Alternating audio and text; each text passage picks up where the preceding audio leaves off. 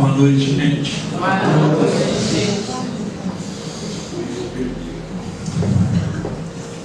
Só para a gente, assim, né, endossar o que a Beth acabou de dizer, apesar do Sodutra, né, vamos usar só o nome dos dois para não ser muito prolixo, mas o Sodutra e o irmão Agar, né, apesar de estarem situados aqui em Belo Horizonte, mas eles frequentaram a nossa casa lá durante uns 12 anos, né?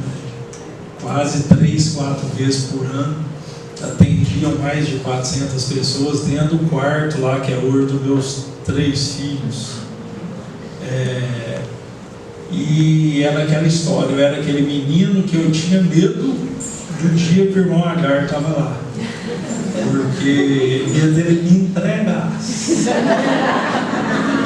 Porque como a gente não enxerga espírito e eles não olham a gente, entendeu?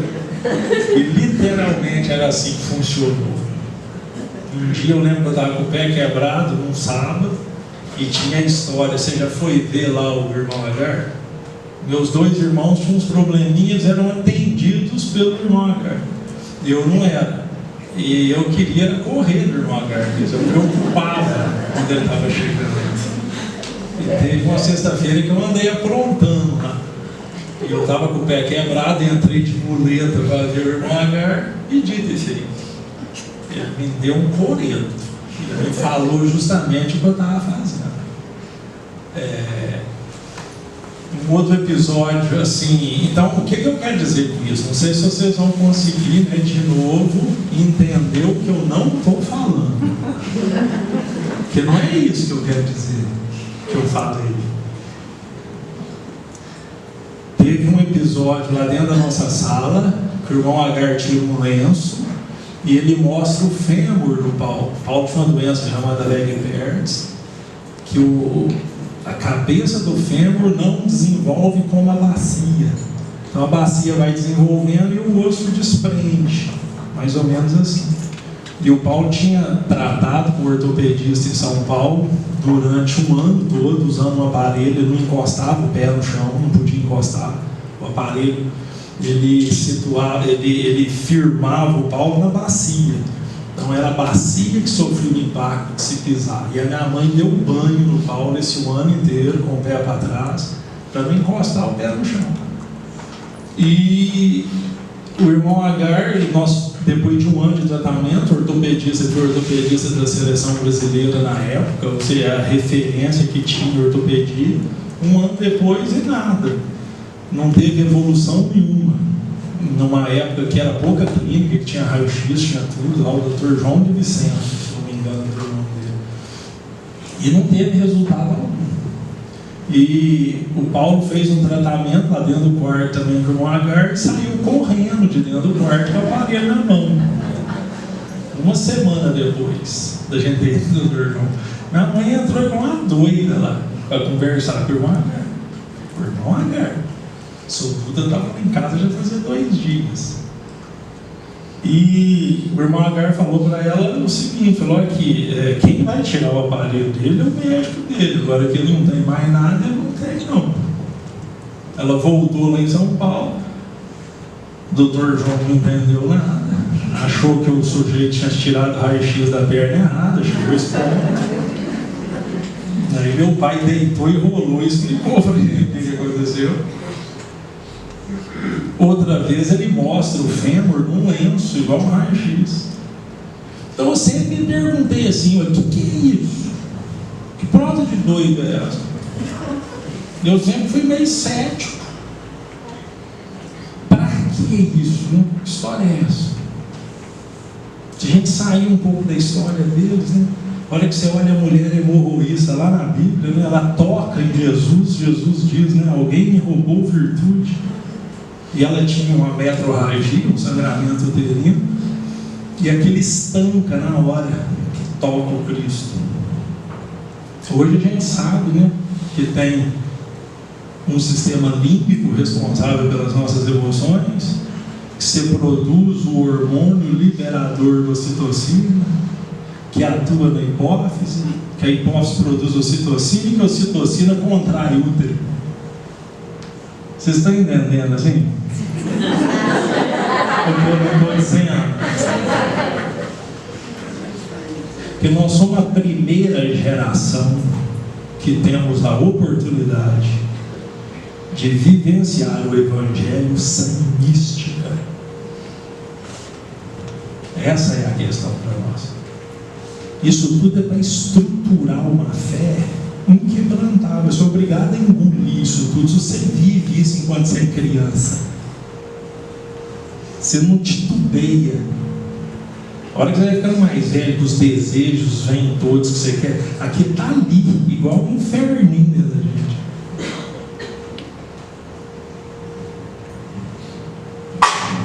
Estão, de certa maneira, rindo.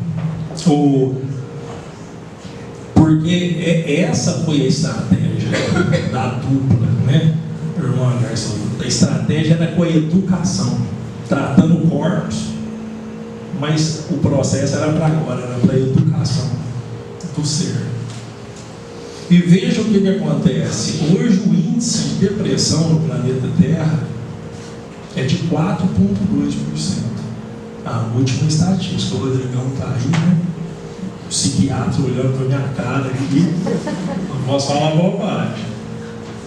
4,2%. No Brasil é 5,8%. No mundo tem 2 Brasil deprimidos. Quase 400 milhões de pessoas. No Brasil, uns 30% a mais que a média mundial. E o estudante de medicina, quanto vocês acham que é o índice de depressão de quem está tomando remédio para depressão no curso de medicina? Quem sabe o índice? 27,2% no mundo.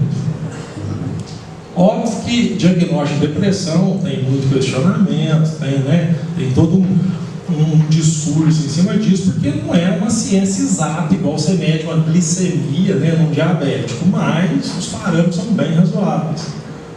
O estudante de medicina no Brasil é 41%.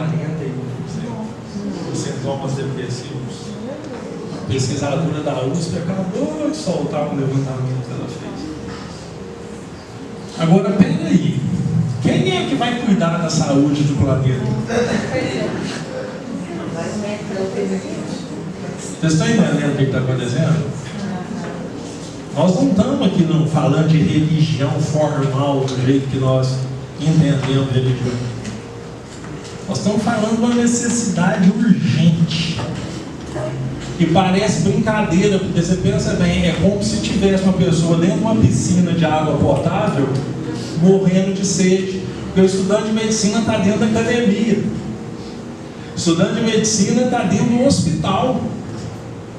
Então a ciência não vai resolver esse problema, ela não dá conta. Não significa que nós não vamos utilizar tudo que ela tem feito e colabora. Todas as terapêuticas, todos os tipos de intervenções sintomatológicas para minimizar sintomas, para aliviar as pessoas. Como é que nós vamos fazer isso? Quem quiser ler capítulo 2 do livro Mundo Maior, chama Preleção de Eusébio, psicografia do Chico. 70 anos atrás ele fala assim, que estava aproximando do planeta a maior epidemia já vista.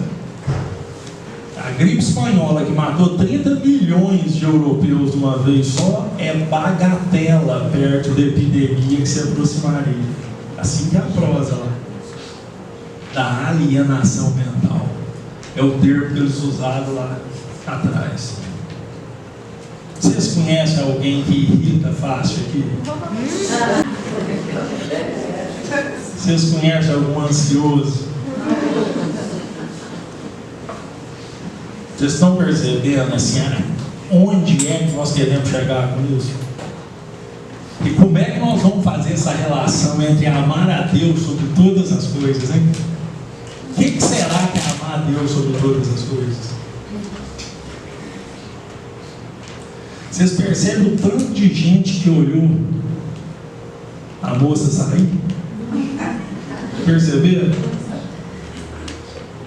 Quando Quantos pensamentos que não está invadindo o campo mental de todo mundo aí agora? E medo, e culpa. A ansiedade é alicerçada em medo. A imprevisibilidade do que vai acontecer toma conta da gente.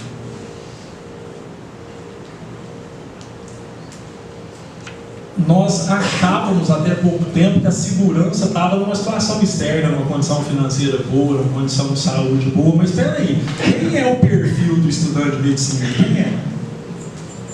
Quem é esse cara? Família estruturada, senão não dá só para estudar até 20 e tantos anos de idade. Inteligentinho, pelo menos, né? Assim, né? Passa no vestibular. Tem um statusinho familiar, não é assim? Passou na medicina ali, ainda tem isso.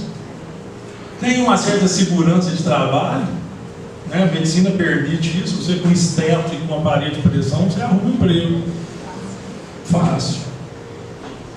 Então, e outra, eu tenho 5 filhos. Todo dia eu quero ver aqueles meninos estudando para valer, para quê? Para passar no vestibular, né? De medicina, né?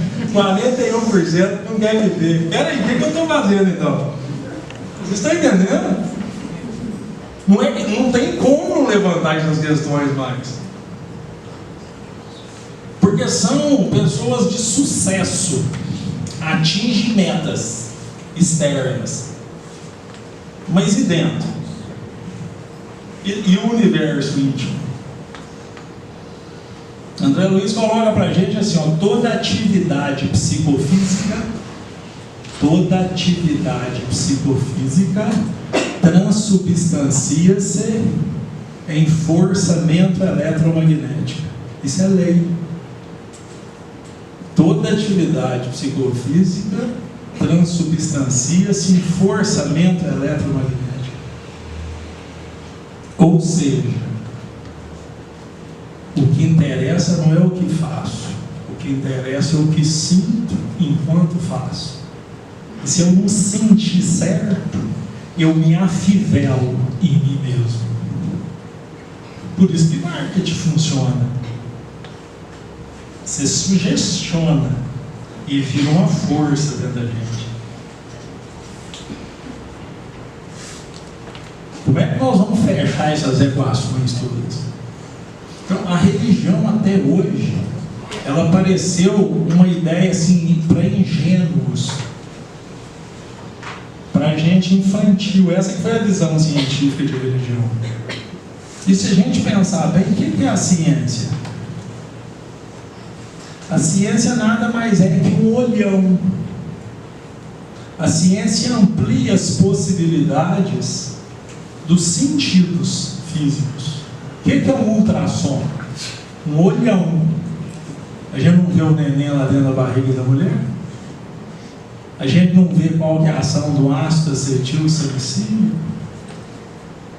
Ela amplia as percepções. Como é que a NASA calcula uma nave sair do planeta e voltar para o mesmo ponto? Se o planeta gira 1.600 km/h e a 109.000 quilômetros em volta do Sol, e ela calcula para ir e voltar. Porque tem leis que regem o processo, mas a ciência nada mais faz que enxergar o que já existe. Será que quando eu estou estudando matemática, eu estou estudando matemática? Será que quando eu estou estudando física, eu estou estudando física? Eu estou estudando o quê?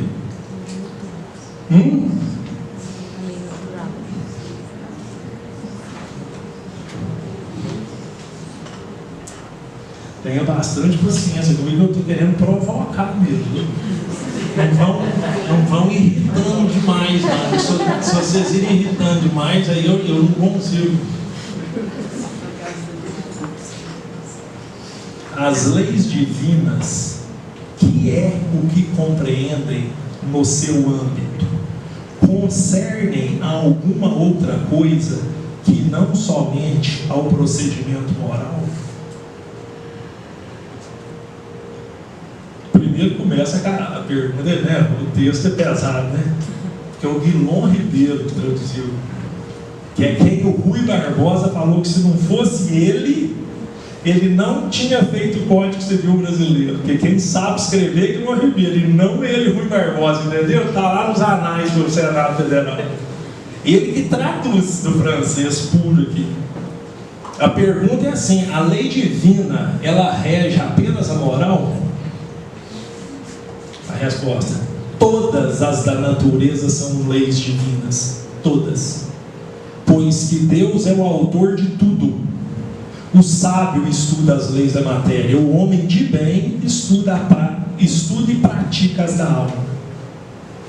Quando a gente está estudando matemática, a gente está estudando Deus. Quando a gente está estudando física, nós estamos estudando Deus.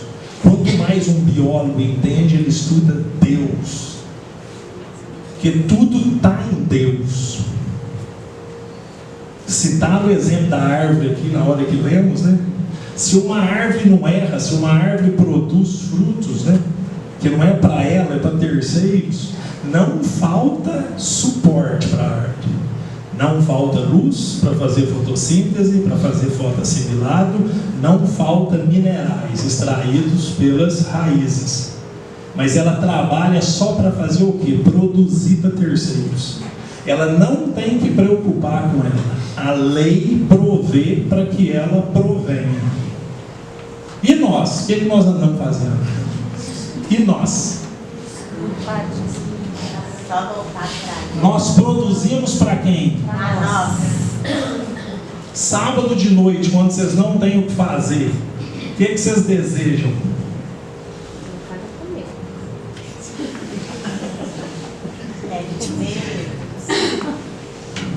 O que será amar a Deus então, hein, gente?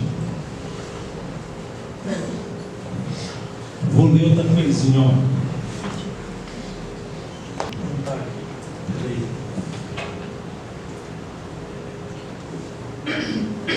Tem que botar a cara aqui.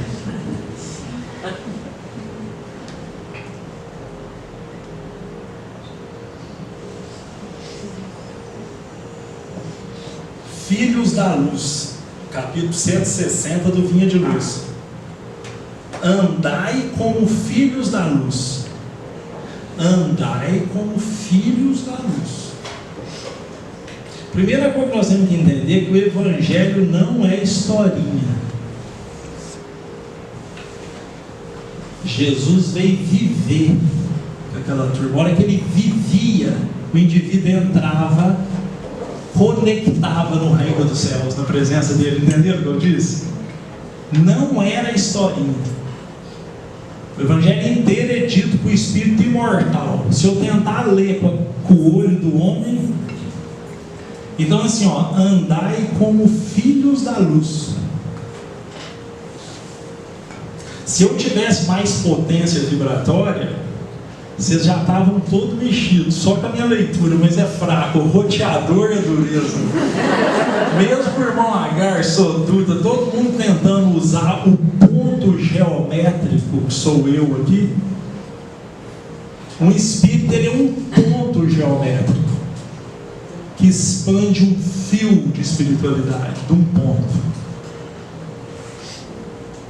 A própria física sabe, se não me engano, ano de 2013, mês de setembro, capa da Nature, resumindo o assunto, é assim: o universo tem um ponto magnético que tudo gravita em volta dele.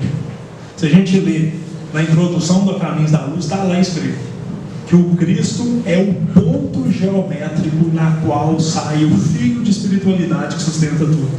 Um Cristo estrutura um planeta, o José mal estrutura um corpo. Cara de novo aqui.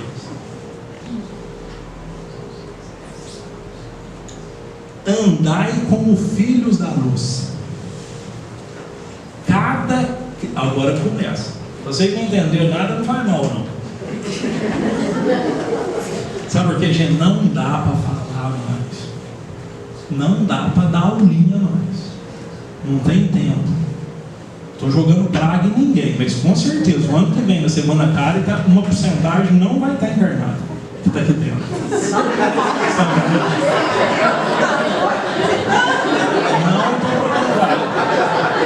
Lá na roça, todo final de ano, eles pedem fazer a última reunião do ano lá. Todo ano a gente fala assim, quem que vai ser? Até hoje não falhou. Ai meu Deus, né? Você sabe por quê, Fabrício? Está na hora de nós matar a morte. Não tem cabimento nós continuar ainda achando que morte existe. Vida é uma só. Vida não acaba. E nós estamos prontinhos para sentir isso, sem forçação de barra. Sem forçação. Cada criatura dá sempre notícia da própria origem. Cada criatura dá notícia da própria origem. Vocês irritaram hoje? Vocês ficaram com medo hoje? Vocês pensaram num problema hoje? Vocês estão ansiosos hoje? Vocês indignaram hoje? Para quê? É uma experiência fora da lei. Fica offline. Indignação é um efeito colateral de uma experiência fora da lei. Estão entendendo o que eu estou falando, gente? Os atos, não sou inteligente, eu nem quero ser inteligente. Eu falo assim, nós temos que deixar de ser inteligente para burro, entendeu?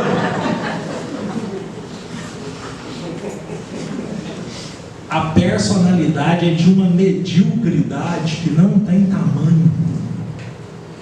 Se eu tentar sair com as minhas próprias construções, eu não faço nada. É aí que é a proposta para nós. Eu tenho que deixar a força me conduzir. E força, ela é vibrátil. Conexão é 1 giga, 2 giga, 3 giga. Se eu fosse fazer uma analogia de Deus hoje, não vou falar que Jesus ia fazer ela, me entendam bem, né? Mas é muito mais para a internet do que o velhinho lá, né? Ele não falou de velhinho, mas vocês estão entendendo o que eu quero dizer, né? Deus está em tudo. Deus não tem nenhum tipo de... Ele não tem nada antropomórfico em Deus. Deus não comanda nada com o dedo, com nada. Eu só estou falando aqui agora porque eu estou ligado nessa usina. Só que essa usina cometeu um erro drástico. Anota aí. Erro de Deus. Ele botou o tal do livre-arbítrio. Ele deixa a gente correr dele. Ele deixa a gente sair sozinho. Isso foi importante para construir a nossa individualidade. Mas agora tem que voltar para a casa do Pai mesmo. E Ele que tem que conduzir. Amor não tem nada a ver com gostar. Nós estamos criando um ranço dentro da cabeça nossa que foi deturpando um processo inteiro. Até para rezar para Deus a gente tenta sensibilizar Ele. A gente fica bem sofrido, pede mais. Hoje Ele está com dó e Ele me ajuda. Vocês estão entendendo, gente? Não é assim? A gente não capricha na reza do dia, na outra só sapeca. Vai que né, eu preciso dele, eu estou casado. Vocês estão entendendo, né, gente? O que nós não estamos falando, né?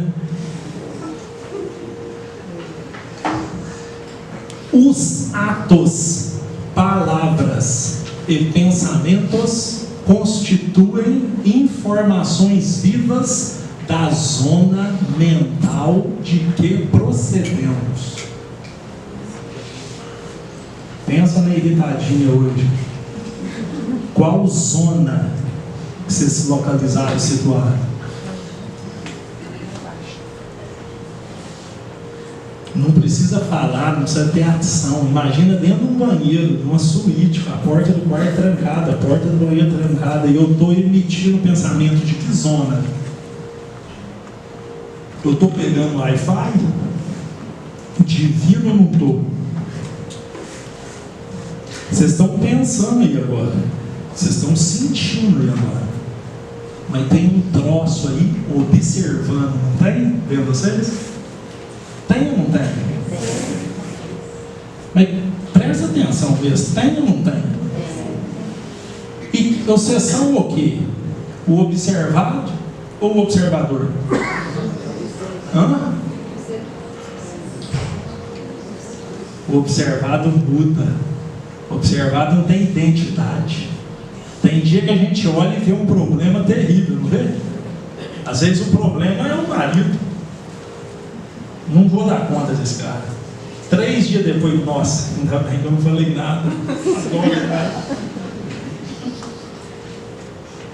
Por quê? Porque essas estruturas que compõem o psiquismo do homem, elas são sujeitas às leis gravitacionais. Variou o ambiente, eu sou subjugado pela variação do ambiente. O indivíduo chegou desorganizado, ele me desorganiza e eu reflito, não expresso. Eu reflito, não expresso. Personalidade manifesta de maneira reflexa, ou seja, totalmente passiva. Identidade manifesta de maneira ativa. É a expressão da criatura. E ela só acontece quando a criatura quiser. Porque Deus deixa eu não manifestar por mim mesmo. Vocês percebem? Se eu não me conheço, eu não sei onde que eu corto o padrão relacional básico. E eu mantenho ele como ele é. Eu alimento ele. A criatura no nosso ponto, ela não pode mais alimentar a própria personalidade. Ela tem só que expandir. Por isso que ela precisa de uma encrenca na frente dela. Para ela atender a necessidade da pessoa, da situação, seja o que for, é a caridade. E o que mais a gente quer é resolver uma questão e ficar sem outra. A sorte é que quando uma vai se resolvendo, antes dela liquidar, outra vai começando. Não estou jogando praga em ninguém. Não é assim? Tem que quebrar protocolo. Senão não dá. Entendeu? Tem que avacalhar. Frederico Figner, todo mundo sabe quem é Frederico Figner. Frederico Figner foi presidente da FEB. Ele que foi o indivíduo, né, que editou a maioria dos livros da Federação Espírita Brasileira, um empresário, se não me engano, paulista e tal. Desencarna, então um espírita que desencarna, né? O espírita foi presidente da FEB e desencarna como? Vocês lembram lá do irmão Jacó, não voltei? Sem luz, né? Sem luz. E ele tem que ir para a tal escola de iluminação. E olha a característica imprescindível da escola de iluminação. Vocês lembram? Precisava-se um local que teria almas neutras. Esse é o termo usado. Não podia ter naquele ambiente nenhuma criatura que ele já tivesse relacionado com ela bem. Porque qualquer nível de gratidão que alguém tivesse ali com ele, esse magnetismo da gratidão iria fortalecer o personalismo. Então tinha que ser almas equilibradas, que já estavam ali, mas que não tinham esse contato. E no final da tarde era o contrário, ele ia para uma região complicada, que todo mundo conhecia o lado ruim dele, e jogavam na cara dele. Então assim, por que eu chamei a atenção de novo? Brilhar essa luz, ela não pode ser condicionada mais. Se eu condicionar o bem que eu faço para o outro, a qualquer nível de comportamento do outro, de pensamento do outro, eu não tenho autonomia. Eu fico subjugado pela condição vibratória do outro. Então, a tal da abnegação, né? As duas palavras que definem a sabedoria humana, devotamento e abnegação. Devotamento a gente vai mais ou menos nele. A abnegação é o desprendimento desse interesse pessoal. Ele precisa ser trabalhado com todas as nossas forças. Então não vamos esperar condições para entrar nesse estado. A vida não acontece para nós. Nós que acontecemos para a vida. É eu que defino. Eu acho a vida que desejo. Se eu desejo essa conexão, ela se dá. Estão percebendo? Agora, não é negar nada, tudo é um show, tudo é uma maravilha, tudo que se construiu ali, materialmente falando e tudo mais. Mas esse é o despertar, esse é o convite. Então, veja só, amor é o reflexo dessa divindade mesmo em nós. E os primeiros passos desse amor consciente, eu tenho que estar amando e percebendo que estou. Os primeiros passos serão nos velhos melhores amigos. Porque há uma highway feita, há um magnetismo do psiquismo do homem feito. Um já imprinta no outro ali. Você dá o print e vai, mas não é para ficar no gozo do reencontro. Não pode, senão fica egoístico de novo. Por isso que tem que ter a consciência ativa. Se a consciência desativa, mesmo com o amigo dá errado. Até a gente deixar de precisar errar. Porque não ter pátria é triste. A gente fica um tempo aqui e vai embora para lá. Fica um tempo lá e vai embora para cá, entendeu? Até que vai chegar uma hora que não tem orfandade mais, não tem viuvez mais. E nós vamos poder descobrir tudo que tem nesse universo de Deus, que essas pessoas amadas, pelo amor de Deus, é um negoção, ué. O Espiritismo vem, gente, fazer com que a gente deixe de fazer esse negócio tão pobre, quer ter vantagens tão ridículas materialistas, em detrimento dessa riqueza que é a vida no Espírito. Agora, a cada um segundo suas obras, sem faltar a menor possibilidade do processo. Não fala nada.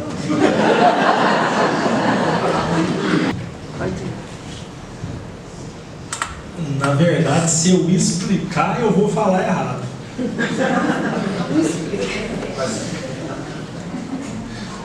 E essa é a dificuldade, Deus. A gente tem tentado amar do jeito nosso, entendeu?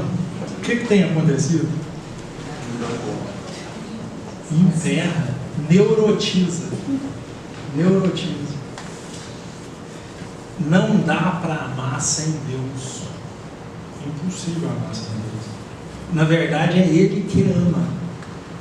Por isso que o Evangelho está cheio dos exemplos.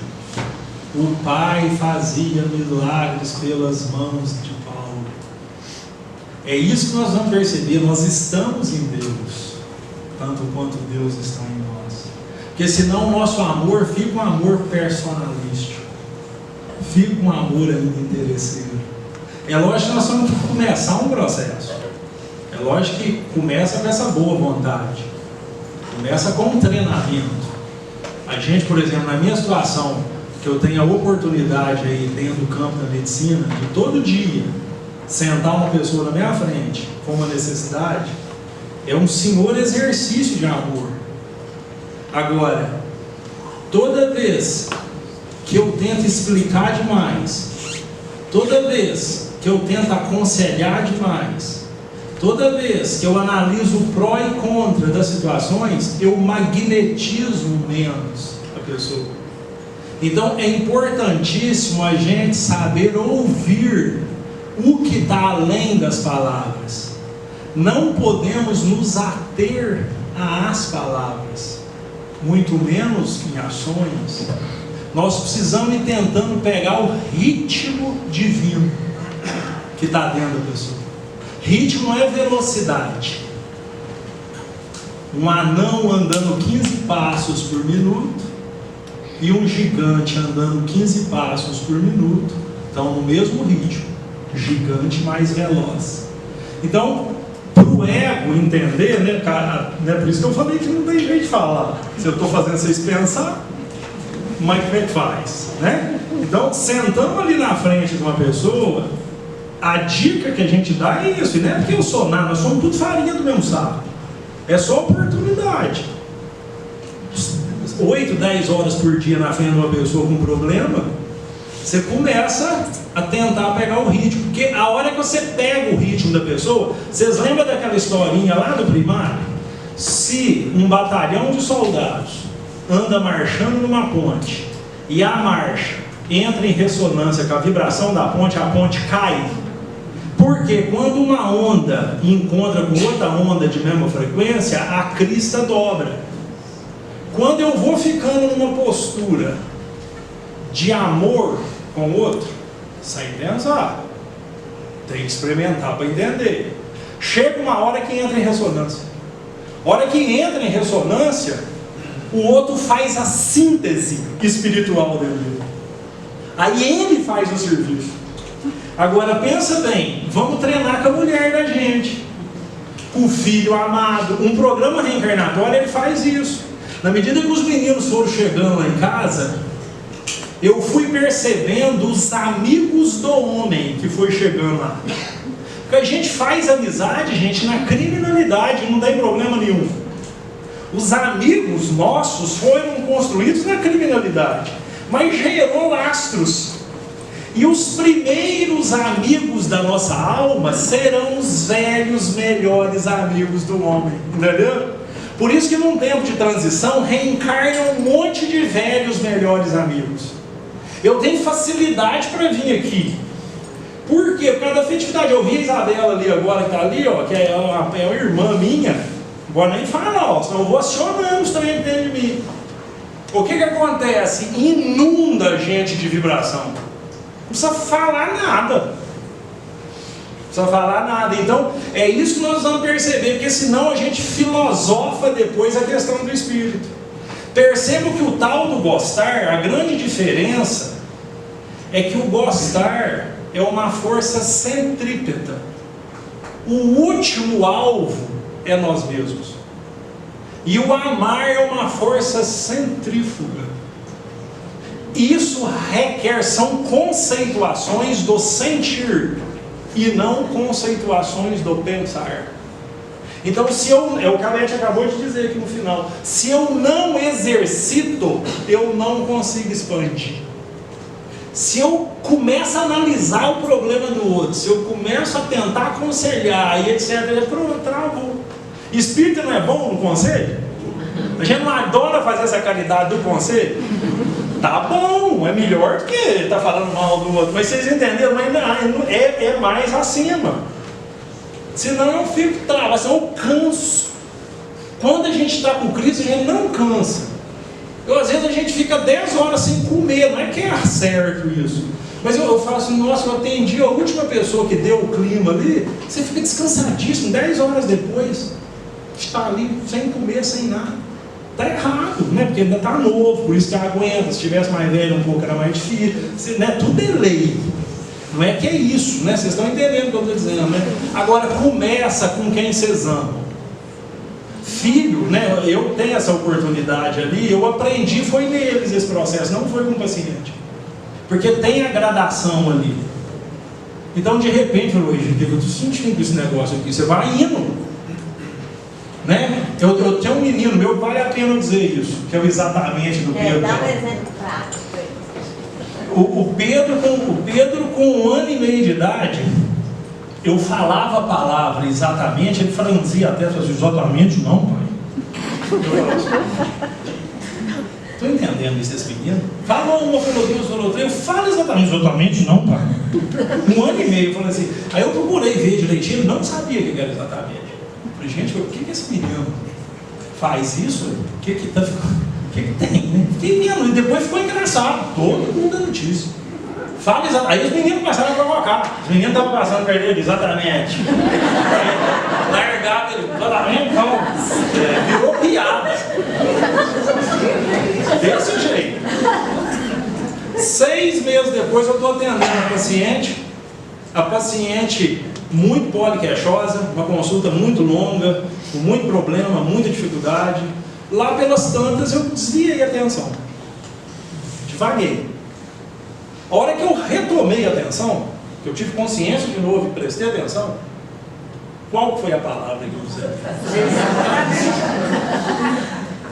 Eu percebi que toda vez que eu falava exatamente é porque eu tinha ficado fora do ar, não tinha presença, não tinha presença de consciência no processo. Por isso que a gente vê os filhos crescer e não viu aquilo acontecer.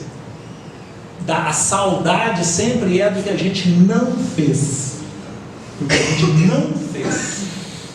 A minha avó falava uma coisa, que a minha avó ela casou com um homem que tinha 3 filhos e acabou de casar com ele, isso na década de 30, lá 40.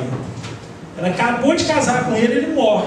Foi rapidinho. Ela engravidou 2 vezes, com diferença lá de 3, 4 anos, e morre. E ela fica com os 3 filhos dele e com os 2 que eles tiveram rapidinho ali.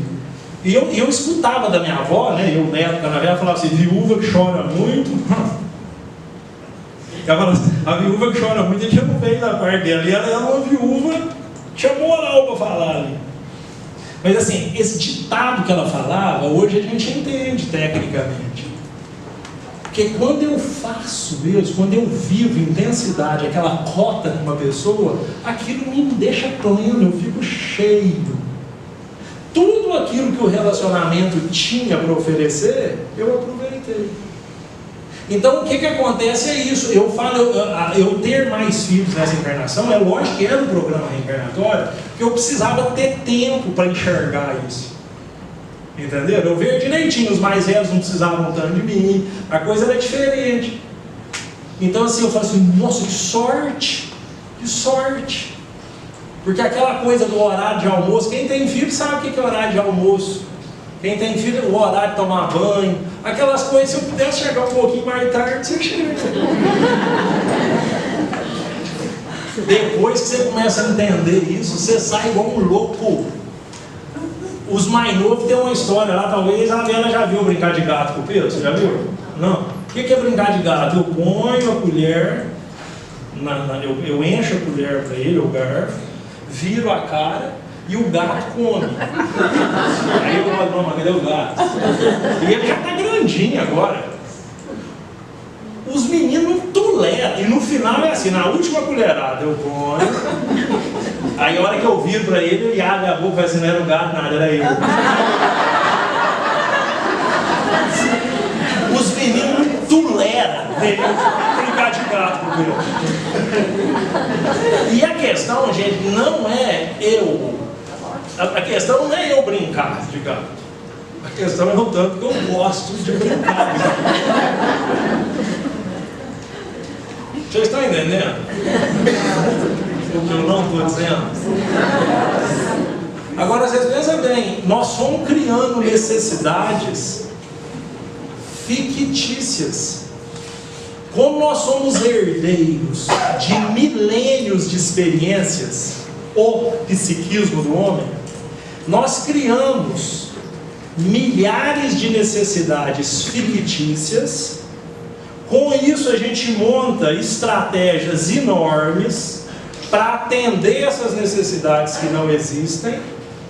Isso gera o reflexo de egoísmo, de isolamento, de ganância, de despeito, e perdemos o valor da simplicidade, que é enxergar o que é essencial, o que realmente é necessário. E aí nós criamos essa verdadeira arquitetura aí para ter, correr atrás, e no fundo não tem nada. A maior ilusão do planeta Terra é aquilo. O Einstein provou perfeito. Eu li esses dias, eu viajei, estava andando, fui lá em como é que chama lá em Camboriú. Entrei dentro de um shopping, lá estava um livro do filho do Einstein, um caso Edward Einstein. Fui lá, né, achei interessante, eu gosto dessas coisas e tal. Peguei e fui ler. É a vida do Einstein contada pelo ângulo familiar. Nossa! Eu olhava nas fotos do Einstein, depois vocês olham, não é para não jogar praga no Einstein. Olha todas as fotos do Einstein, perscruta o semblante. Eu olhava e falei, gente, esse Einstein é tão triste. E é. E é. Não vou ficar aqui depreciando Einstein, mas assim, é só aproveitando como que a genialidade é aproveitada em um momento da humanidade que ela é útil. Mas esse aspecto aqui, ó, genialidade não faz isso desenvolver. Por isso que um gênio volta anônimo. Construção de inteligência, cérebro formatado, bloqueando, bloqueia um gênio. Santo não bloqueia santo. Ele pode ser uma bolacha que ele irradia uma região inteira. Pode estar na favela, pode estar no tronco, pode estar onde for. Porque a matéria não consegue bloquear vibração do espírito. Vocês estão percebendo?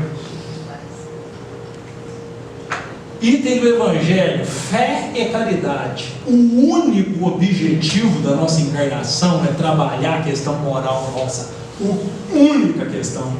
A única. Nós não viemos mais construir praça, construir cidadela, fazer coisa externa. Se acontece, é naturalmente. Tem gente que tem esse compromisso mesmo, as coisas acontecem. Mas a obra tem que ser íntima. Na medida que a gente vigia o campo mental nosso dessa maneira, naturalmente o que eu estou construindo dentro se expressa.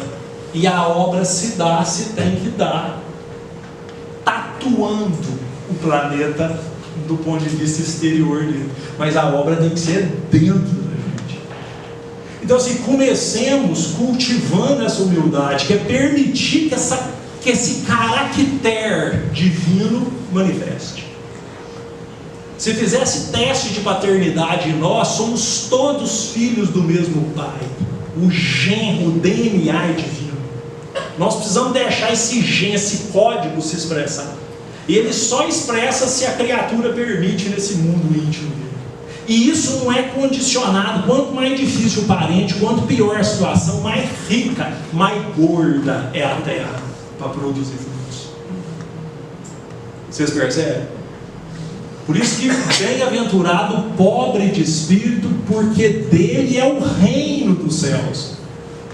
Pobre de por que o mancebo rico, né? Hoje eu entendo o mancebo rico melhorzinho, né? Mancebo rico chega perto de Jesus e fala assim: bom mestre, já chegando a terrinha no Cristo, né? Velhaco. Jesus falou assim: bom não, bom é o Pai que está no céu. Aí ele pergunta: o que eu preciso fazer para ganhar vida eterna? Jesus fala: cumprir os mandamentos. Aí o que ele fala? Mas isso eu faço tudo. Isso eu faço tudo. Por quê? Porque ele é rico de ego. Ele é rico de personalismo. Aí Jesus dá só um checkmate. Então não gosto tudo que tem, dá aos pobres e me serve. Ah, não. Porque o cara era bom mesmo, gente. O cara fazia aquilo tudo no comportamento.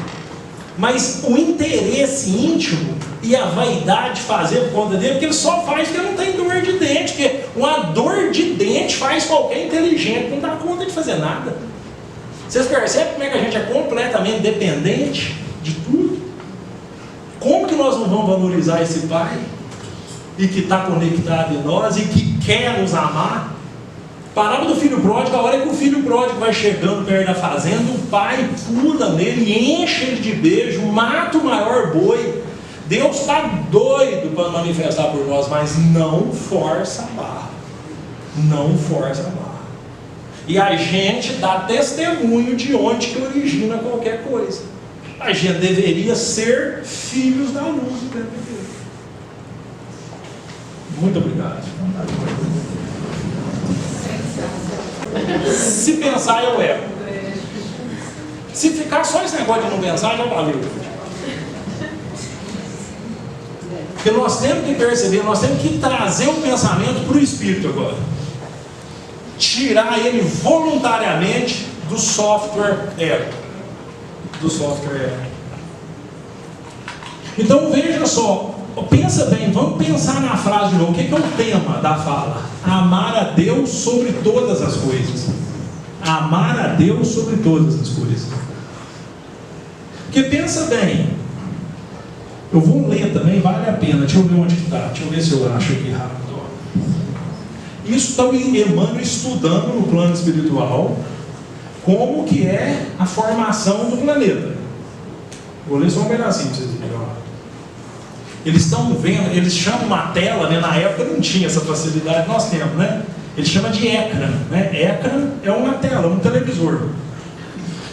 Na tela mágica dos nossos estudos, destacam-se esses missionários que o mundo muitas vezes crucificou na incompreensão das almas vulgares. Mas, em tudo e sobre todos, irradia-se a luz desse fio de espiritualidade que diviniza a matéria, encadeando o trabalho das civilizações. E mais acima, ofuscando o ecrã das nossas observações e dos nossos estudos, vemos a fonte de extraordinária luz, de onde parte o primeiro ponto geométrico desse fio de vida e de harmonia. Primeiro ponto geométrico. Esse ponto geométrico que é um Cristo, que gera essa banda larga para o planeta, toda vez que eu nego a mim mesmo, toda vez que eu abandono o funcionamento de Enon, naturalmente eu pego a internet com ele. Entendeu? Eu sou o caminho, a verdade e a vida. O Cristo nos conduz mesmo. E estando encarnado que se dá o processo. Porque estando encarnado, as construções doentias ficam aprisionadas na gravitação dessa dimensão, desse espaço-tempo. Entendeu? Agarra aquilo que é o que me impede de expressar. Basta eu vigiar. Agora, não há forçação de barra. É por minha conta. E esse mesmo ponto de luz, esse mesmo ponto geométrico está dentro de cada um de nós. Quando a gente vai conversar com uma pessoa, você tem que estar pensando no ponto geométrico, que é o que estrutura o feto lá no embrião, que é o que está aqui na minha frente, porque o resto são construções transitórias que, se o sujeito se segurar, vai apagando, vai perdendo força. Vocês percebem o processo reencarnatório? Que show que é! Nós estamos num contexto magnético na qual as estruturas doentias estão todas magnetizadas pelo pó da Terra. Basta eu negar a mim mesmo, eu não alimento o sistema. Segundo a lei da termodinâmica, faz o serviço. E eu sou um completista na encarnação. Agora, irritei, briguei, indignei. É melhor ser um trouxa mesmo, tem hora. Por isso que sem humildade não faz o processo. Porque toda vez que eu trago, e humildade é eu reconhecer a minha insignificância diante da força do universo. Se eu não sentir a minha insignificância, eu acho que eu dou conta do recado. E aí eu não aguardo a força me comandar. Paulo fez isso aí. Saulo queria implantar o reino dos céus na terra, via ali o judaísmo. Virou criminoso. Por isso que Abigail recomenda ele: espera, Paulo. Espera o comando chegar de dentro para fora. Não vai do teu jeito, não, que dá zebra. Ele quer convencer os 72 juízes do Sinédrio. Pedro pergunta para ele: mas vamos supor que você consiga convencê-los. O que você vai fazer com eles depois de convencidos? Porque a questão não é de convencimento. Se eles não estruturarem a intimidade deles, eles não conectam no Cristo. Percebe? Bartolomeu era o deprimido da turma. Jesus acredita em tudo, reino dos céus é verdade, quem manda aqui é o Senhor, mas a vida está ruim. A vida está muito ruim. Até apanhar do meu pai eu apanhei. Porque o meu povo, lá o povo trabalha demais. E eu estou te acompanhando agora, eu não pesco mais. Pesco pouco. Eles estão me achando que eu sou vagabundo. E eu gosto deles. E eles não me querem lá no meio deles mais. E o comprador de peixe? O comprador de peixe paga uma merrequinha. É só para nós não morrer de fome. E eu sei que vai ser assim. A gente mal tem dinheiro para viver. Como é que faz? Aí, olha a pergunta do Cristo. Bartolomeu, isso não seria um convite para a espiritualização da tua vida? Eu falaria assim, ó, Bartolomeu, já que está tudo uma derreia mesmo, por que você não aproveita para espiritualizar? Você entendeu? A pergunta é essa. Essa que é a pergunta. Por que eu estou falando do Bartolomeu, gente? Para nós saber do Bartolomeu? Se eu não abdico da justiça humana, eu não consigo fazer esse processo. Sem humildade tem jeito. Se eu não... A lógica é outra. A lógica é outra. Se eu nasço... Se a questão da vida do berço ao túmulo, a lógica é completamente diferente. Não tem sentido a moral. Eu tenho que gozar da vida. Óbvio. E é o que acontece. Nós estamos achatando a infância, não é assim? Porque a infância é uma fasezinha sonsa, boba. Você tem que produzir. Um menino de 3 anos de idade faz simulado. Quando eu vim no Belo Horizonte, terceiro ano científico meu aqui, falaram simulado, eu falei, o que será isso? Quem quer, para não inventar? Fizeram um simulado, só existia o Pitágoras e o Soma, na época, os 2% que tinha aqui. Fez um simulado geral ali na rede. Falei, simulado esse negócio. Ainda bem que eu não sabia que era simulado até 17 anos de idade. Então você pensa bem, a lógica materialista faz isso. Então pega uma criança com 5 anos de idade, aquela performance. Não é assim? E o velhinho mesmo? Tá frito, não tá? Tá frito. Aquela vovó de coque, né? Aquele ser que não existe mais, a vovó se pode. No domingo, ela vai pro namorado na casa da filha. Entendeu? Não estou falando, tá errado não, meu irmão.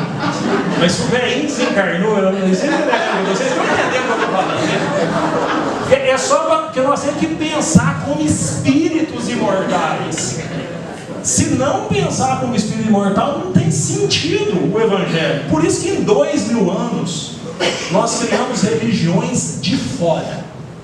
Nós criamos dogmas, normas e inclusive espírito. Nós estamos na mesma. Aliás, um adendo, o espiritismo não é movimento espírita. O espiritismo está na natureza. O espiritismo tem compromisso com todo mundo. Nós temos que falar os gentios. Nós temos que ter essa prosa dentro de uma cooperativa, dentro da associação médica, lá no Minas, onde que for. Porque senão nós não estamos entendendo ainda. Aqui é cômodo abrir o livro dos Espíritos e tudo mais. Porque é ou não é? É ou não é? Estão entendendo o que eu estou dizendo? E isso não é de graça, a gente tem que buscar isso para valer. Buscar isso para valer. Vocês estão entendendo como é que está o horário? Ele está certo? Se pensar, eu erro. Se ficar só esse negócio de não pensar, já valeu. Porque nós temos que perceber, nós temos que trazer o pensamento para o espírito agora. Tirar ele voluntariamente do software ego. Do software ego. Então veja só. Pensa bem, vamos pensar na frase de novo. O que é o tema da fala? Amar a Deus sobre todas as coisas. Amar a Deus sobre todas as coisas. Porque pensa bem, eu vou ler também, vale a pena. Deixa eu ver onde está, deixa eu ver se eu acho aqui rápido. Isso está o Emmanuel estudando no plano espiritual como que é a formação do planeta. Vou ler só um pedacinho para vocês verem. Eles estão vendo, eles chamam uma tela, né? Na época não tinha essa facilidade, nós temos, né? Eles chamam de ecrã, né? Ecrã é uma tela, um televisor. Na tela mágica dos nossos estudos, destacam-se esses missionários que o mundo muitas vezes crucificou na incompreensão das almas vulgares. Mas, em tudo e sobre todos, irradia-se a luz desse fio de espiritualidade que diviniza a matéria, encadeando o trabalho das civilizações. E mais acima, ofuscando o ecrã das nossas observações e dos nossos estudos, vemos a fonte de extraordinária luz, de onde parte o primeiro ponto geométrico desse fio de vida e de harmonia. Primeiro ponto geométrico. Esse ponto geométrico, que é um Cristo, que gera essa banda larga para o planeta, toda vez que eu nego a mim mesmo, toda vez que eu abandono o funcionamento de ego, naturalmente eu pego a internet com ele. Entendeu? Eu sou o caminho, a verdade e a vida. O Cristo nos conduz mesmo. E tão encarnado que se dá o processo. Porque tão encarnado, as construções doentias ficam aprisionadas na gravitação dessa dimensão, desse espaço-tempo. Entendeu? Agarra aquilo que é o que me impede de expressar. Basta eu vigiar. Agora, não há forçação de barra.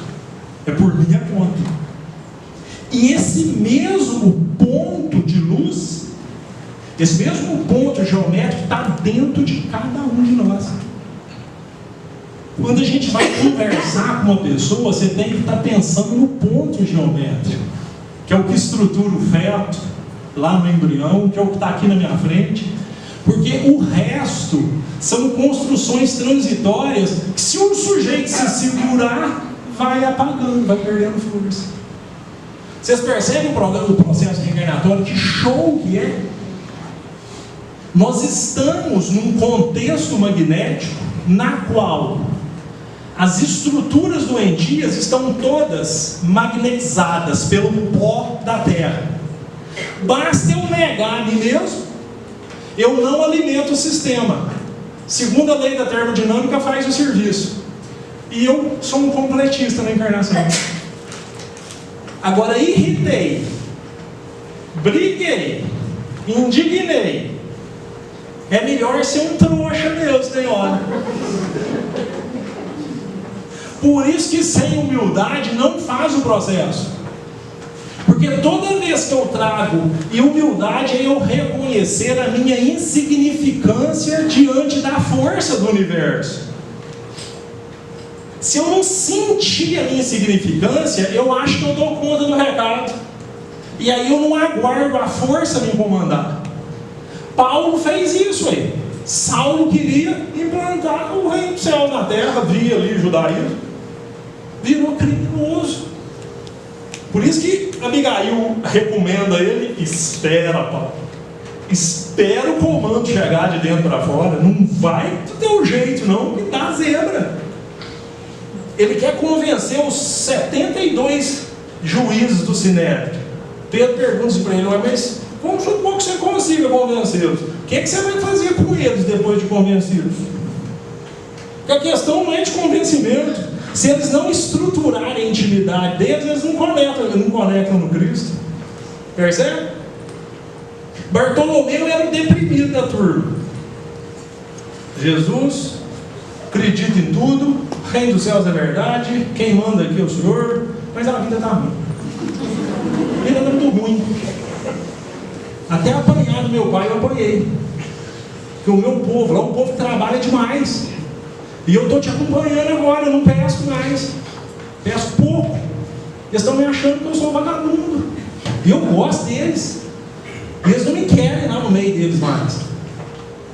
E o comprador de peixe? O comprador de peixe paga uma merrequinha. É só para nós não morrer de fome. E eu sei que vai ser assim. A gente mal tem dinheiro para viver. Como é que faz? Aí, olha a pergunta do Cristo. Bartolomeu, isso não seria um convite para a espiritualização da tua vida? Eu falaria assim, ó, Bartolomeu, já que está tudo uma derreia, por que você não aproveita para espiritualizar? Você entendeu? A pergunta é essa. Essa que é a pergunta. Por que eu estou falando do Bartolomeu, gente? Para nós saber do Bartolomeu? Se eu não abdico da justiça humana, eu não consigo fazer esse processo. Sem humildade tem jeito. Se eu não... A lógica é outra. A lógica é outra. Se eu nasço... Se a questão da vida do berço ao túmulo, a lógica é completamente diferente. Não tem sentido a moral. Eu tenho que gozar da vida. Óbvio. E é o que acontece. Nós estamos achatando a infância, não é assim? Porque a infância é uma fasezinha sonsa, boba. Você tem que produzir. Um menino de 3 anos de idade faz simulado. Quando eu vim no Belo Horizonte, terceiro ano científico meu aqui, falaram simulado, eu falei, o que será isso? Quem quer, mas não fizeram um simulado, só existia o Pitágoras e o Soma, na época, os 2x5 que tinha aqui. Fez um simulado geral ali na rede. Falei, simulado esse negócio. Ainda bem que eu não sabia que era simulado até 17 anos de idade. Então você pensa bem, a lógica materialista faz isso. Então pega uma criança com 5 anos de idade, aquela performance. Não é assim? E o velhinho mesmo? Tá frito, não tá? Tá frito. Aquela vovó de coque, né? Aquele ser que não existe mais. A vovó, se pode, no domingo, ela vai pro namorado na casa da filha. Entendeu? Não estou falando, tá errado não, meu irmão. Mas se o velhinho desencarnou, vocês estão entendendo o que eu estou falando, né? É só porque nós temos que pensar como espíritos imortais. Se não pensar como espírito imortal, não tem sentido o Evangelho. Por isso que em 2000 anos, nós criamos religiões de fora. Nós criamos dogmas, normas e inclusive espírito. Nós estamos na mesma. Aliás, um adendo, o espiritismo não é movimento espírita. O espiritismo está na natureza. O espiritismo tem compromisso com todo mundo. Nós temos que falar os gentios. Nós temos que ter essa prosa dentro de uma cooperativa, dentro da associação médica, lá no Minas, onde que for. Porque senão nós não estamos entendendo ainda. Aqui é cômodo abrir o livro dos Espíritos e tudo mais. Porque é ou não é? É ou não é? Estão entendendo o que eu estou dizendo? E isso não é de graça. A gente tem que buscar isso para valer. Buscar isso para valer. Vocês estão entendendo como é que está o horário hoje? Ele está certo. Porque o tempo de carne é curto. Para que a gente encarna? Veja só, se a gente estuda física, nós estamos estudando o quê? Deus. Qual que é a segunda lei da termodinâmica, ou o princípio da termodinâmica? Quem sabe física? Qual que é? Segundo princípio da termodinâmica é da entropia. Todo sistema fechado tende ao caos. O que é isso? Tudo que é matéria, se eu não mantenho, se eu não nutro, acaba. Se nós não entrarmos dentro desse salão nos próximos 100 anos, muita coisa vai ter acabado. 1000 anos, quase tudo. 10.000 anos não sobra quase nada.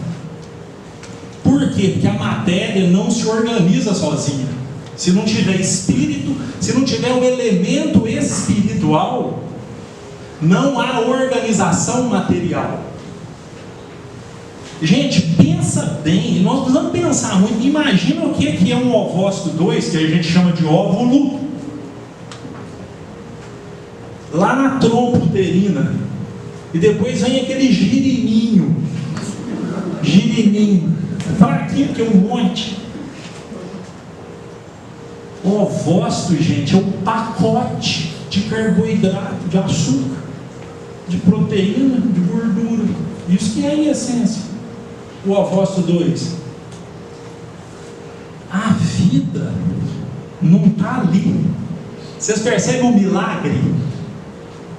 Não vem daquela zona de origem material. É só parar para nós refletir, fica óbvio.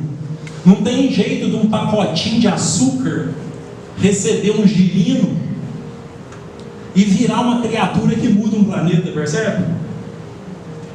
Não tem como um feto desenvolver no útero de uma mulher. A genética não tem complexidade para isso. Um pé de tomate tem mais genes que um ser humano. Achava-se que estava tudo na genética, não está, ela não comanda, ela é um piano, ela é passiva. Não é piano que faz melodia, é pianista que usa o piano. Alguém vem e usa o material que está ali. Então a matéria, ela precisa de organização, até uma cadeira, ela precisa de projeto, ela precisa de serviço ali em cima para fazer uma cadeira. A matéria solta desagrega. Por isso que o universo está desagregando. Por isso que o Sol está queimando. Por isso que mais que a gente preserve o planeta, ele vai acabar. Por quê? Porque tudo que não é espírito acaba. Tudo desagrega. E a segunda lei da termodinâmica mostra isso. Agora, olha que show. Para que a gente encarna, então?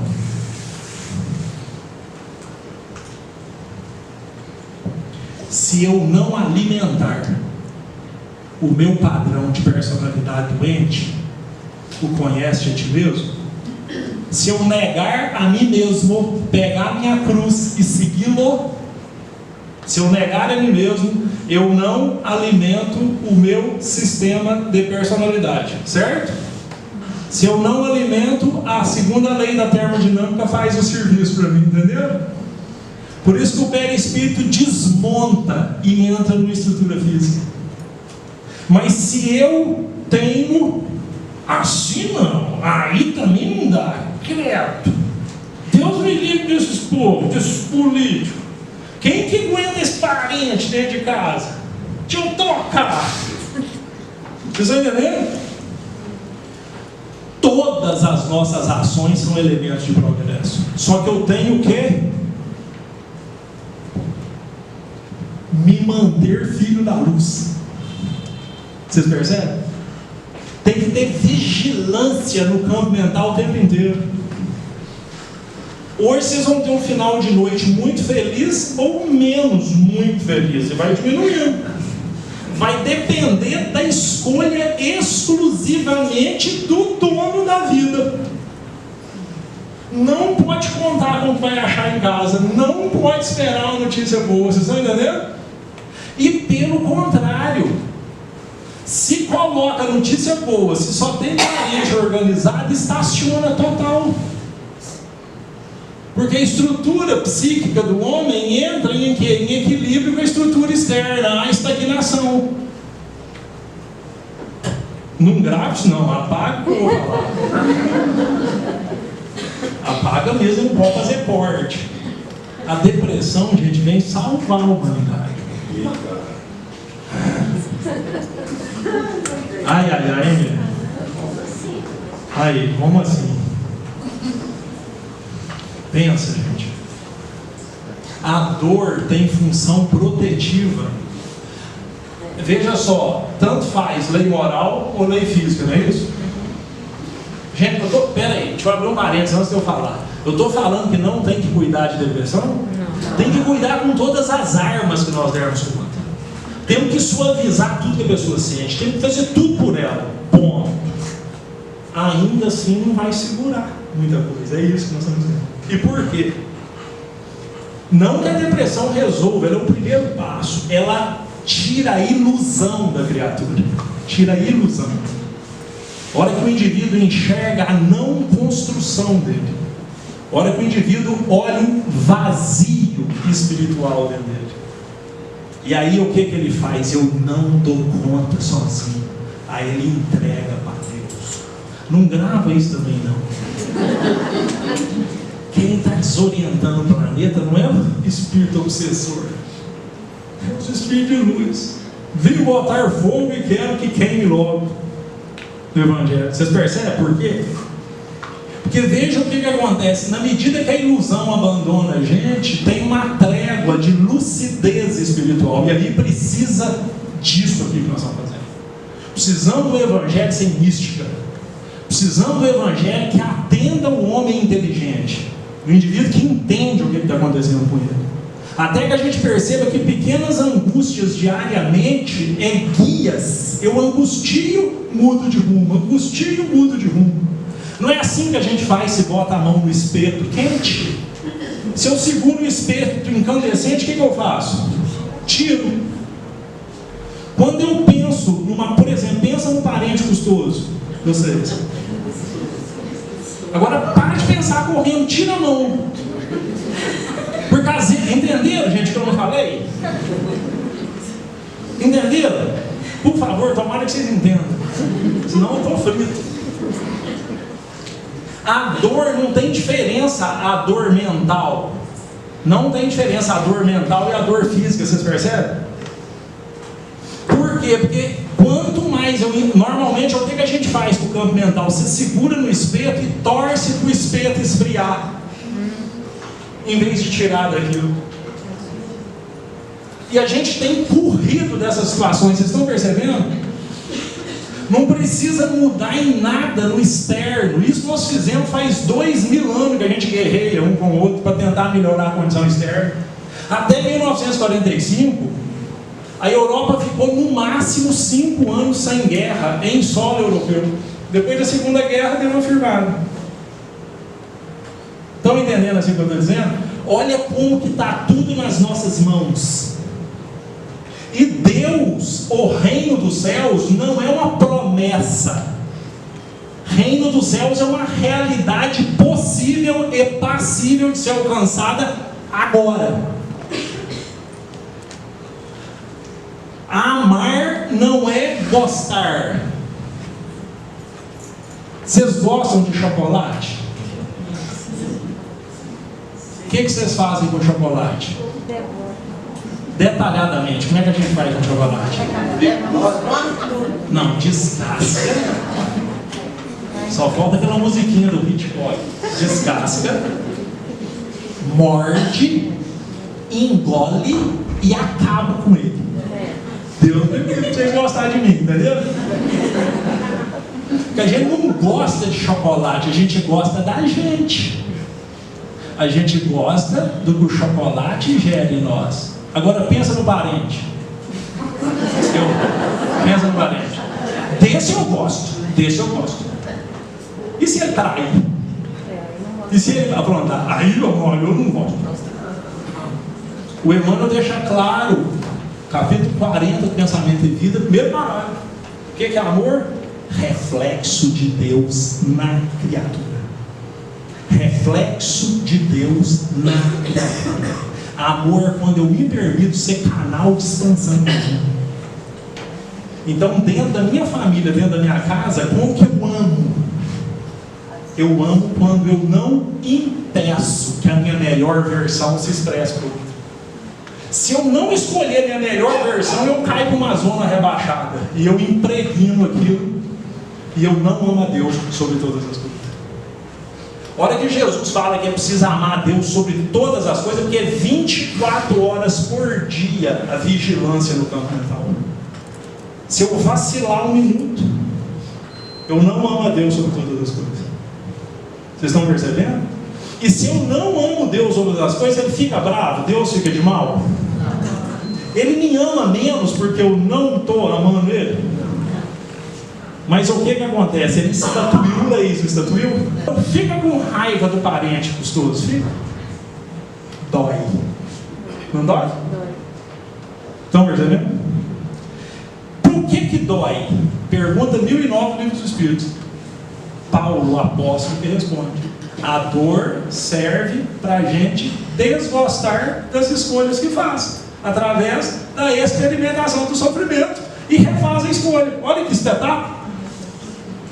Guia dentro da gente. Tem um guia. Eu preciso ser um justiceiro, então? Imagina quando eu começo a analisar se a pessoa merece ou não a minha ajuda. O que está saindo? De que zona que eu estou produzindo? Eu estou amando a Deus? Pensamento contínuo, gente, foi feito para estruturar a individualidade, para o espírito resgatar o homem da matéria e não para pensar. Tem que pensar sem pensar. Tem que pensar sem pensar. Está entendendo? Hã? Não? Nossa, hein? Como é que fala isso, hein? Porque quanto mais eu explico, mais vocês pensam. Se vocês pensam, vocês não entendem. Entendeu? Porque está pensando, para de pensar.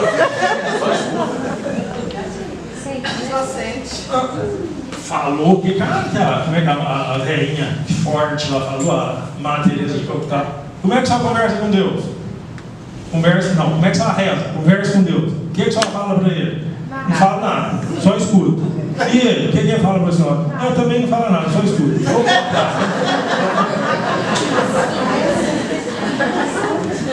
Você sabe por quê, gente? Nós temos dois polos específicos dentro de nós mesmo. Um é o tal do ego, que é a construção do homem. Essa frase da lei de amor, o sangue resgatou o espírito. Agora, o espírito tem que resgatar o homem da matéria. Tem espírito e tem homem. Vocês percebem? Paulo falava assim, ó, vossa prata e vosso ouro enferrujou. Ele falou assim, ó, mesmo os sentimentos de homem em vocês está enferrujado. Ele fala no final da vida assim, eu não vivo mais, quem vive é o Cristo que vive em mim, entendeu? Quanto menos eu vivo sem interesse pessoal, sem egoísmo, mais eu vou voltando o pensamento para a consciência. E quando eu penso com a consciência, não é esse pensamento do padrão nosso. Quando vocês têm um problema bem feio, que a coisa está feia, tenta lembrar desses momentos. A gente tenta não pensar, é ou não é? Não é assim a proteção? E funciona. Porque toda atividade psicofísica transubstancia em força mental eletromagnética. Quanto mais eu penso no problema, mais eu fico afivelado dele. Estão entendendo? Agora não é uma esculhambação geral. Raciocínio não é razão. Não preocupe com a semântica. Eu estou tentando passar uma ideia, não uma definição de palavras. Eu não perco o rumo se eu estou com a razão iluminada. Não preciso raciocinar. Pelo contrário, se eu raciocinar demais, eu erro o rumo. Estão entendendo agora? Então nós temos que pensar sem pensar. Deu para entender agora? Pensou, pega na chapa quente. E já estão colocando uma dinâmica perfeita para fazer o processo. O resgate se dá com tudo que chega perto da gente. Parente custoso, escassez financeira, abundância financeira, beleza, feiura, miséria, fortuna. Porque Deus cuida de tudo.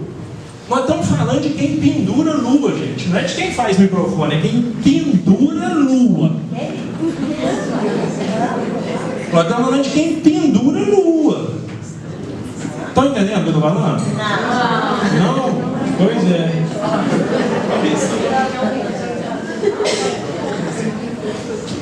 O que é mais sólido? Essa mesa ou a ideia de fazer mesa? O que é mais sólido? A mesa a gente bota fogo e queima. E a ideia? Queima. Então o que é mais sólido? Tudo que a gente consegue observar da matéria, a gente está morrendo. Mesmo uma célula viva. Quando você acaba de criar uma célula viva, ela já está morrendo. Cronômetro regressivo. A ciência só consegue ficar atrás da morte. Entendeu? Você só analisa a morte. Já é muito, é um show isso. É um show. Mas é só atrás da morte. O mundo causal, a essência que é esse processo. E nós somos isso. E eu tenho que aprender a fazer o seguinte: como é que eu amo Deus também no outro? Quem conhece a Fabrícia a fundo, se ficar olhando a construção da Fabrícia, pode ter algumas frustraçõezinhas ou não? A gente tem que separar a praga da lavoura. A praga da lavoura. Porque, na verdade, a Fabrícia vai ser um Cristo que comanda o multiverso. É só questão de tempo para ela. Olha o potencial que ela tem. Agora, se eu foco no defeito dela, o que acontece? Toda atividade psicofísica transforma em força eletromagnética. Se eu falar assim, político rouba, político rouba, político rouba, político rouba, o que eu faço? Rouba a caneta.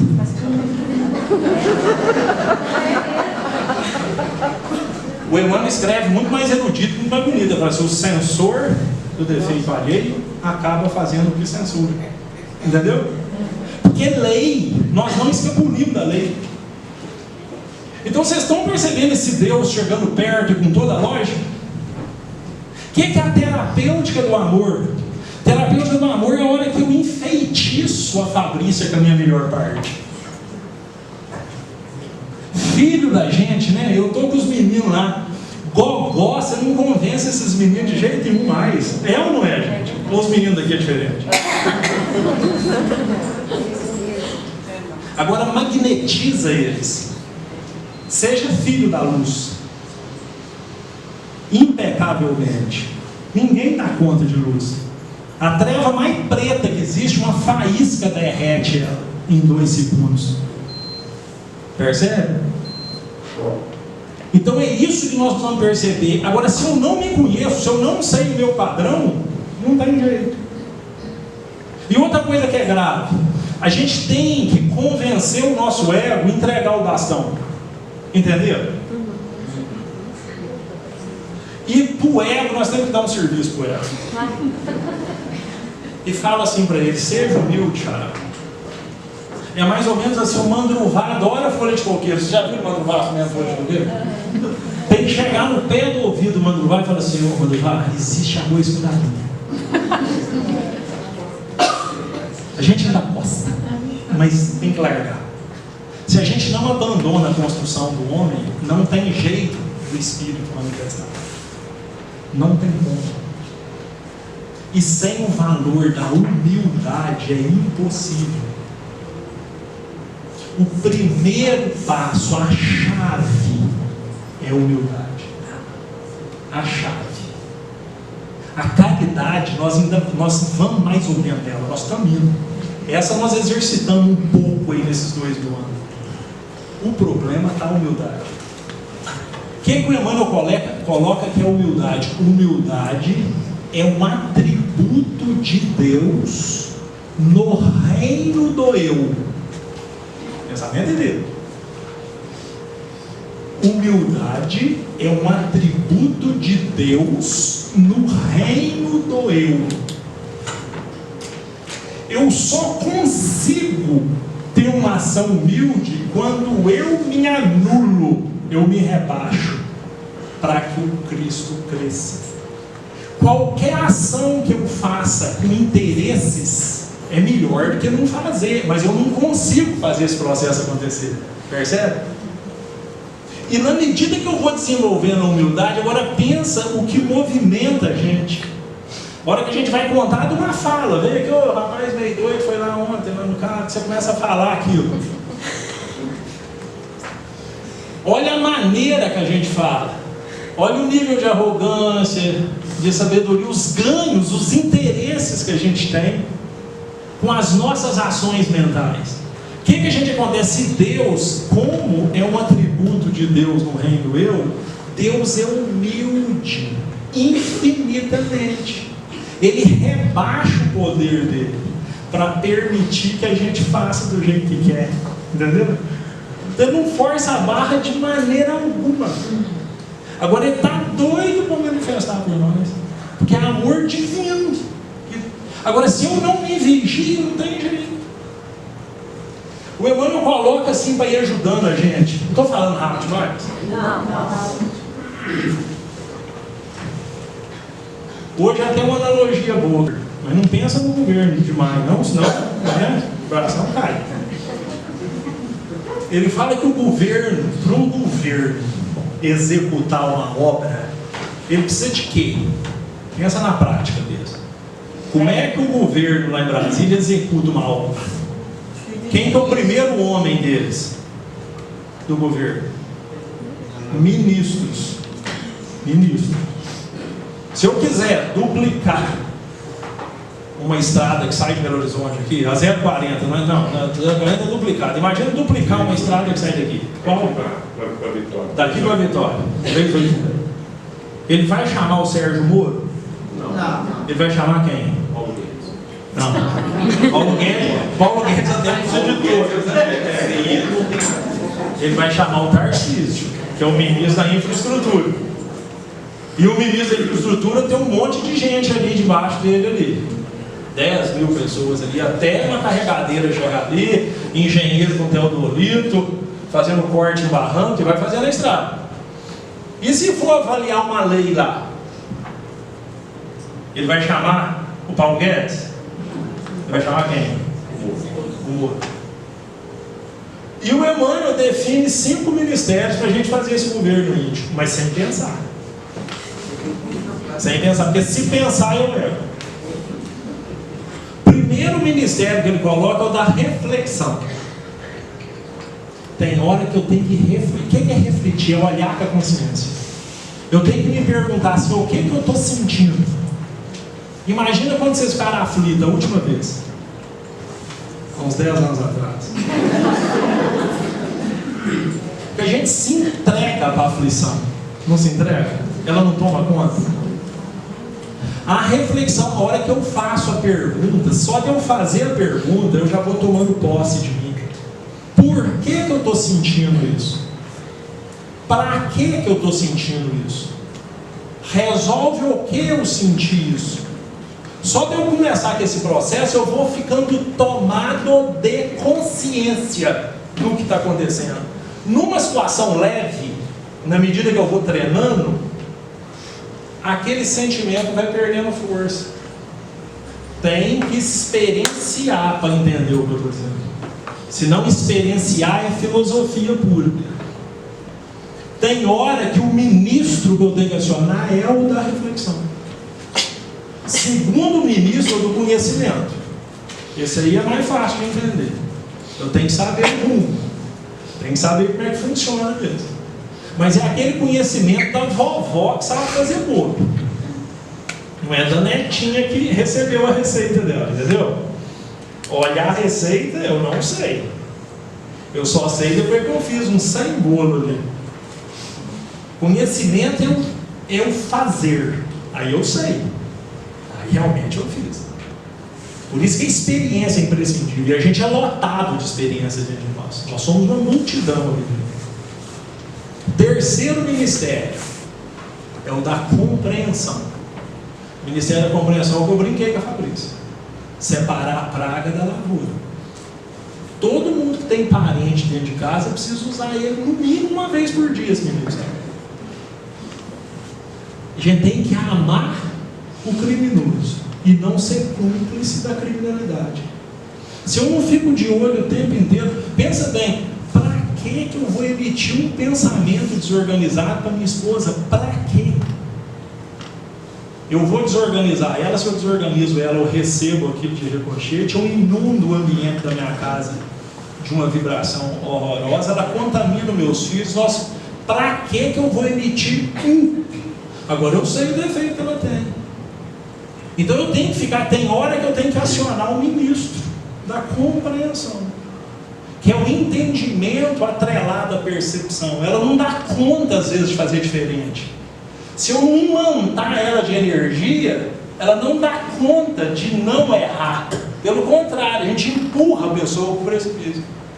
Então tem hora, aí eu, sem pensar bem, compreensão, não é reflexão. Se eu for refletir naquela hora que a minha esposa falou uma bobagem para mim, não dá tempo. Porque eu já soltei um também. E às vezes é assim, a gente entra em casa, a esposa fala assim, oi bem, você fala assim, oi. Isso acontece com vocês? Vocês já prepararam, assim, esperando o marido entrar em casa? Caprichar? Caprichar? Assim, oi bem, e vem aqui atrás. Às vezes tem uns assim, o que foi? O que você está querendo? O que eu fiz?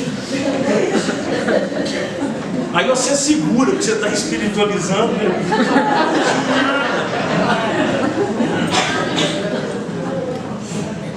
tomar banho, não sei o que, você fica lá, nossa, coitado, ele trabalhou o dia inteiro, está cansado, alguma coisa do tipo assim.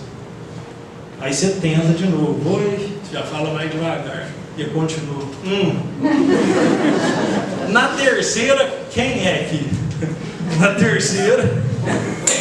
terceira vai, né? Aí vai um torpedo, seja só íntimo. Aí no dia seguinte ele dormiu, calmou, ficou tranquilo, aí ele acorda, ela diz, nossa gente, foi muito indelicado. Aí ele acorda, na frente, escova dente, jeito cabelo, chega lá, vai tentar dar um beijinho. Aí quem tá emburrado? Aí o que a mulher fala? O que foi?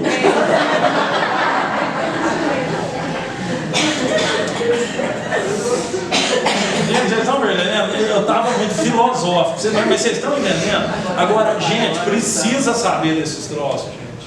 41%. Uma classe doente, vocês estão entendendo? Eu não estou, né, simplificando o processo, mas vocês estão me entendendo, né? O que eu estou dizendo? Vocês estão entendendo, né? Então pensa bem, tem hora que o ministério é da compreensão. Separar a praga da lavoura o tempo inteiro. Porque você já pensou? Tem injunções, tem situações que você não troca. A gente não troca filho. De repente é um filho que é daquele jeito, que você pode imaginar. Esse filho vai virar uma fábrica de sentimento doente dentro da gente. Vocês estão entendendo como é que eu preciso? Porque senão eu não faço o governo íntimo de mim. Quarto ministério. Primeiro, qual que é? Reflexão. Segundo? Terceiro? E o quarto agora, esse é barra pesada também, é do respeito. Respeito é aquela fronteira. Respeito é um cercado. Você não pode atravessar porque é território do outro. O outro tem direito de pensar do jeito que ele pensa. O outro tem direito até de errar. Porque caminhar voluntariamente em direção ao precipício gera uma queda. Mas a consequência da queda gera progresso, entendeu? Judas suicida debaixo do bigode do Cristo. Agora, veja só, nós não estamos falando em respeito pelo outro. Nós estamos falando em respeito para manter o governo íntimo. Para manter o governo íntimo. Tem hora que o ministro que eu tenho que acionar é o do respeito. Porque tem hora que eu estou vendo que o sujeito está falando uma besteira. Ele está completamente errado, ele está completamente equivocado. Mas ele está completamente subjugado pelo próprio padrão de comportamento dele. Aprisionado na própria personalidade. São milênios de necessidades fictícias, de estratégias para atender o que eu não preciso. E ele está ali. Ele precisa de um sujeito equilibrado ali do lado dele para magnetizá-lo ao longo do tempo. E se ele não fizer isso, eu não me perco. Porque senão eu viro cúmplice do processo. Ele me leva ladeira abaixo. E o quinto ministério da ordem é pensar uma coisa de cada vez. Ideia, o Emmanuel fala assim, é como se fosse um rio. Se você tem duas, você bota 2 rios no leito de um, transborda. Se você bota 3, inundação, é aflição. Se você bota 5, tsunami, desespero.